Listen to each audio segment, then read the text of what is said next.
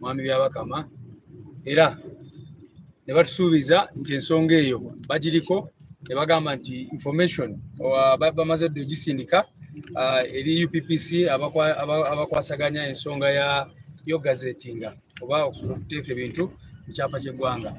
Kakati bwe tuli awo naye naffe ne tubagamba ensonga eno bagitwale ng'enkulu ennyo kubanga ebintu ebireetera bannayuganda okulowooza nti akakiiko tekeetengeredde byebyo engeri gye bayisa aba NRM versus oba bw'ogigeraageranya n'engeri gye bayisa abali ku ludda oluvuganya. Era babuuzizza nti kijja kitya nti kibadde kyanguyira abantu oli ogenda kwesanga nga by election ebadde kisolo omuntu n'ava ekisolo n'asobola okugenda wano mu parliament n'alayira mu nnaku 4-5 naye n'osanga ono weekawempe Kampala kimuzibwalidde nnyo okuva ekawempe okutuuka mu parliament so nga bava soloti bavaawa ne babalayiza mu nnaku 3 mu nnaku 4 n'ebirala bwe bityo gazetting process yabwe negenda mu maaso.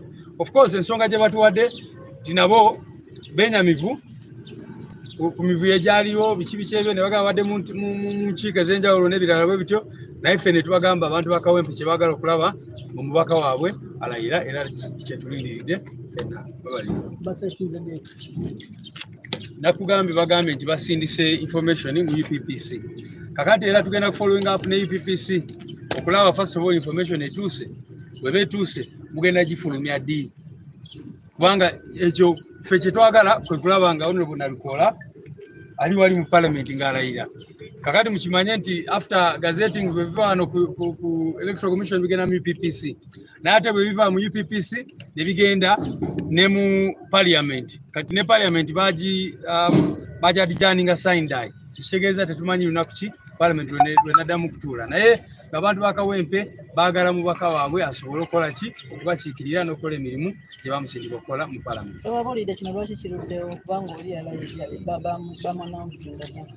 Nga bwe nkugambye ensonga ze batuwadde tetuli bamativu nazo kubanga amateeka gagamba nti Electoral Commission bwe beerangiridde omuntu yeefuuka functus official mu kiseera ekyo eba tekyayina kiringa kooti bwevaayo neyisa ensala yayo negamba tusazeewo bwe tuti ne bwe tuti ne bwogenda gwe n'ogendawo omulamuzi n'okola bwoti ne bwoti era kye kibadde kitulese wano tubadde tuze babuuza ebigambo bya General Museveni byabatiisa kiki lwaki temutambula ng'amateeka bwe galagira ne mugazetinga omuntu waffe nga bwe mbagambye bagambye bo information bamaze ogisindika mu UPPC era kati tulinze abo abakulu abakola ku kyapa kya gavumenti kye bayita gazette bateekemu erinnya lye era agende mu maaso alayizibwe naye tubatunuulidde ne liisa ejjogi kubanga bano kisobola kugamba nti tulina obwesige obumala mu bye batugambye naye katusuubire ku luno bye batubuulidde ge mazima. So we've been here at the Electoral Commission today to follow up on the issue of the gazettement of Honorable Nalukoola Luimbazi Elias. Like you've seen in many cases when there are by-elections, it takes just a few days for this vote to be gazetted. 4, 5, 6 days, someone is gazetted. In some cases, people who have won these by-elections have been sworn in 3 days, 4 days. And if you look at the record, most of those are the NRM candidates, or NRM leaning candidates. Now, in this particular case, after the regime did everything possible to prevent our candidate at the time from winning, and he went on to win, we've seen an inordinate delay. They've taken so long to gazette him, and which propelled us to come here today to find out, follow up. We've met with the Electoral Commission headed by Justice Byabakama, Mr. Byabakama, and they assured us that they are working on gazetting him. They have in fact said that for them they have already sent this information to UPPC and that anytime. Unfortunately, they didn't give us a clear date because they said they are not the ones in charge of UPPC, but for them they said they've done their part and set the name. They also said that the reason why there has been a delay has been because of the violence and the issues that were encountered, that they were waiting for a report from the returning officer and all that. So anyway, the bottom line is that we told them that such actions bring question to citizens. The people of Uganda are asking themselves, why has it been very, very easy for NRM people to be sworn in as soon as they are elected? And yet, in the case of NUP, you see our candidate taking all this long and the hurdles that we've encountered. I must also say that since the election, many of our polling agents have been arrested, they have been tortured. Some of them have been forced to implicate Honorable Nalukoola here, in electoral offenses and all these other things. So some of those things we've also raised them to say that is a cause for concern from many people. They're asking themselves, first of all, you're dealing to gazette him and therefore have him sworn in, but also his agents are being arrested, picked up left, right, and center, being forced to sign affidavits which are not true, and all these other things that are happening. So this morning, someone has been picked from Kawempe, actually an assistant to our mayor there, and he was taken to one again about what transpired on election day. We have not seen the regime arrest its own officials who caused all the violence. They were commandeering JAT and who were bringing the members and who were beating up people. We haven't seen them to come up to say that these people have been arrested for creating chaos and for doing all these things. And here they are picking up our people, trying to force them to implicate Honorable Nalukoola and these other things. So anyway, we've put them on notice and asked them, all we want and what the people of Kawempe want is for their elected MP to begin performing his duties as commanded by the law. Eky'abantu abakwatibwa mu Luganda. Bukyatuva mu kulonda era n'ensonga etujogeddeko nabo omwami byabakama n'abantu baabwe ne tubagamba nti kitwewuunyisa ekisooka nti muluddewo okumuteeka mu kipande ky'eggwanga, mu kyapa ky'eggwanga, ate ng'oggyeko ekyo tuliza tulaba abantu baffe abaali ba polling agents nga bakwatibwa bawambibwa. In fact ab'enjawulo waliwo abamu be bakutte ne batandika bagamba nti muswalinga affidavits oba mukole ebirayiro ebiraga nti mwe mwabakola emivuyo mwabakola kino ne kino, abamu baganye era bakyali ku zipoliisi ez'enjawulo. Ewo njogerera omulala bamugye Kawempe nga ye muyambi wa meya waffe weyo ne bamutwala era ng'ensonga ze bamubuuza zezo zennyini. Naye ekyewuunyisa mukimanyi bannayuganda bonna baalaba baleeta emivuyo abajja ati bano abasajja baali batambulira n'obukokolo abaleeta abantu abakuba abantu ebibinja by'abantu byali bikuba abantu abasamba ebokisi n'ebirala tetunawulirayo n'omu gwe bakwata kubuuza ebyo, naye ate batandise okukwata abantu baffe abaali mu kalulu nga babagezaako okubakozesa okuleeta ebisango ebijweteke kandeeti waffe. Naye era batusanze tulaba tetulina kye tutidde ffe kye twagala balayize Honorable Nalukoola baba bagendagenda mu kooti bagende tujja kwesangayo tubimalire eyo. Era yaddako Dinda kukatono tusooke mu Luzungu sikamuko wano sobla kati Some people, especially from the NRM, are vowing that they're not going to let you be sworn into office because there are issues that are still rotating around your win. It's not about some people in NRM. It's all about the law. What does the law provide for? The law provides to the effect that he who has been declared the winner, his results should be or must be gazetted, and he must be sworn in as a member of parliament. And they cannot have a cause of action before gazettement of the results. Therefore, they cannot have a sustainable petition and or cause of action before courts of law, before gazetting the results. They have to file their petition within 30 days after gazetting it. If the gazette is not there, should they file any petition, the same will be premature, it will be misconceived, and it will be thrown out of court in the preliminaries. Therefore, they should take the right path. We are not worried about any petition. We shall handle that, should they file the same. But all we demand is that the Electoral Commission must cause gazettement of the results and have me sworn in as the new member of parliament for Kawempe North constituency. We are wondering, indeed the other time I was telling General Museveni that he is basing on lies, deceit, misrepresentation from members of his party as regards the status at Kawempe North constituency. To confirm that, General Museveni get to know that those guys, those security operatives are arresting my former agents and supervisors. They are being coerced to append their signatures on affidavits which are intended to be based on in the impending petition by the National Resistance Movement. They are swimming in scarcity of evidence. They have no grounds upon which they can base that impending petition. And indeed, one councillor, Henry Bule of Chikaya, one of the secretaries on the local government of Kawempe division, was arrested, was abducted in the wee hours of the night. Why are they doing that if they have their own evidence?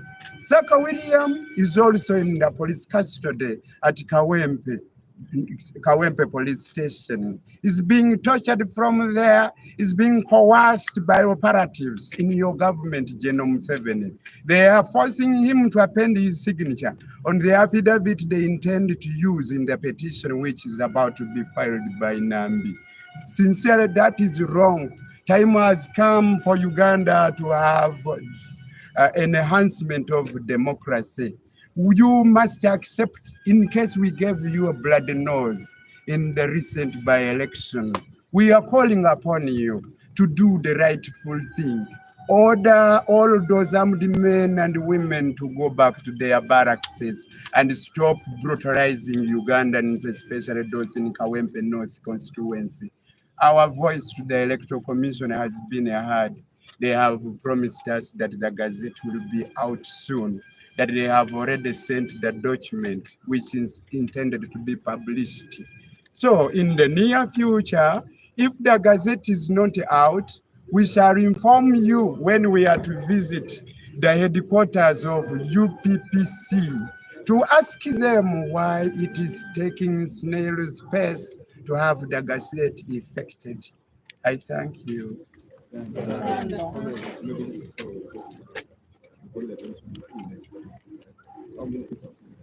So far, I can comfortably measure those. Yes. Uganda. Okay. Olunaku lwa leero mukirabye nti tuze wano ku Electoral Commission nga tugitegeeza nti naffe tukooye okubeera nga tuddamu ebibuuzo ebitali byaffe. Abantu b'e Kawempe North baalonda ne bamala, era gwe baalonda y'ono kamwa koogera, naye babuuza gwe twalonda lwaki talayira, gwe twalonda oluvannyuma lw'ebbanga ddene nga tetufuna bukiise bunywevu olw'okubanga memba waffe wa paalamenti omwagalwa w'abangi Honorable Ssegirinya bwe yali yakalondebwa yalwala ate yasibibwa n'abeera mu nkomyi ebbanga ddene, oluvannyuma n'atwalibwa mu malwaliro ag'enjawulo. Abadde ku ndiri bambi musajja wattu nga tasobola kwogera bigambo binywevu so nga yali abirina eby'abantu b'e Kawempe North Constituency. Kati bamaze ne balonda omupya nga y'ono kamwa kwogera. Beebuuza lwaki omuntu oyo tatwalibwa mangu mu tteeserezo n'alayira, nga tubategeeza nti Electoral Commission tennateeka byava mu kulonda mu kitabo ekitongole ekya gavumenti oba okukola kye bayita gazette. Olwaleero tuzze gye bali ne batubuulirako nti mazima ddala nabo ensonga eyo bakwatako, era nabo bejjusa olw'ebikolwa ebyekko, ebyettima, ebyettemu ebyakolebwa mu kalulu ako. Ne batutegeeza nti bamaze okuweerezaayo ekiwandiiko ekyo ekitongole kifulumizibwe mu kitongole ekya UPPC mu bbanga eritali lyawala. Nabwekityo tutegedde nti alina obuvunaanyizibwa kaakano okufulumya ebyava mu kulonda okwo, ky'ekitongole ekyo kye njogeddeko. Tujja bategeeza singa tunaalabanga nabo bakandaaliriza ne batafulumya, tujja babuulirako nga tugenda obbakyalirako abantu abo. Baatugamba batuula Ntebe, tujja gendayo naye bwe tunaalabanga basusse nga bakola nga bwe baagala. Mu ngeri y'emu njagala okutegeezaako ku Genome 7 nti nno munnange wawuddiisibwa ssebo munnamagye waffe omulungi. Baakuwuddiisa abaakugamba nti olina obuwagizi e Kawempe North, ne basomba abantu ne babaleeta ewambogo nga bakulimba so nga babajje mu masoso g'ebyalo eyo. Munnange abantu be wali oyogera gye bali bangi ku bo tebaava Kawempe, kale be baafuna entengereze nga bamanyi nti tujja bawangulira n'eyo gye wajja ne boonoona ebyava mu kulonda mu kitundu ekyo. Mu kiseera kino okumanya abantu abo banafu nnyo era tebalina bujulizi busobola kuyimirizaawo kuwaaba kwa nsonga. Bali ku kaweefube wa kubuzaawo na kukwata abantu bange abampagira abaali bakuuma akalulu nga kansala omu ate nga minisita ku divizoni y'e Kawempe ayitibwa Henry Buule. Inginiya oyo ava Kikaaya bamubuzizaawo ekiro kya leero azzeemu okulabikako e Kawempe batulugunyizibwa. Omulala bamuyita Saka William babatulugunya abasajja bo Ssebojjendo Museveni nga babakako okuteeka emikono gyabwe ku birayiro. Ebirayiro ebyo bye baagala okukozesa mu petitioni nga bya bulimba mbunno bawakanye nnyini obuwanguzi bwange ate nga naawe obakunoonyereza waali zudde nti yenze yawangula ne ku bikolwa ebyekka ebyakolebwa bikulagira ddala nti abasajja bo baali beekaka babeere nga be bafuna obuwanguzi ekitali kituufu.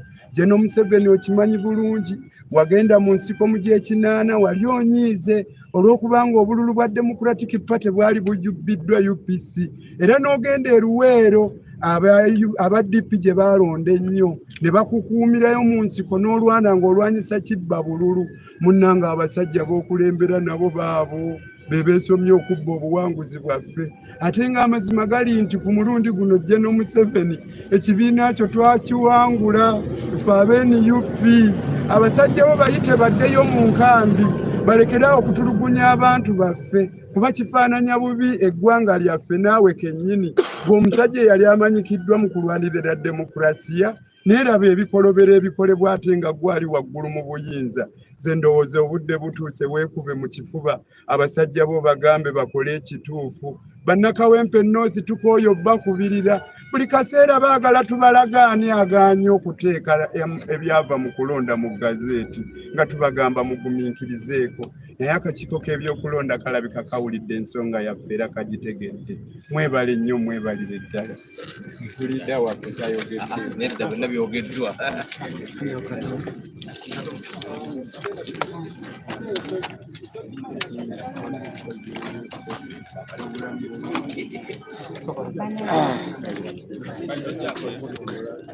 Yes, omulungi atulaba akaseera kano ekituufu kino ye embeera eriwo akaseera kano nga tukyali wano ku isi okulaba buli kimu ekigenda mu maaso. Bwetyo embeera bw'erigo omulungi atulaba akaseera kano eyeekuumiddeko bwetyo embeera bwebadde era nga bwekityo bwe kibadde okulaba nga buli kimu kigenda bulungi mu maaso. Bwetyo embeera bw'eri era nga kyenyinza okutegeeza ku kutayalabira kubanga osubscribinga omulungi andaba akaseera kano.